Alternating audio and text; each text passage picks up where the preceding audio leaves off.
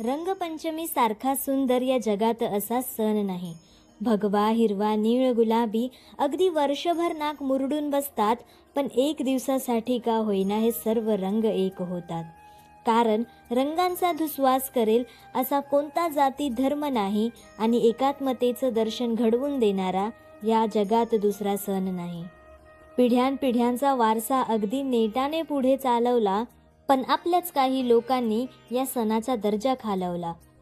होळीचा हा सण म्हणजे आपुलकीने एकत्र येणं, पण काही जणांना सणाच्या नावाखाली छेड काढण्याचा लागलाय छंद.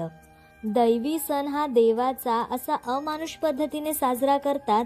नैसर्गिक रंगांची मैत्री तोडून रासायनिक रंगांची संघ करतात.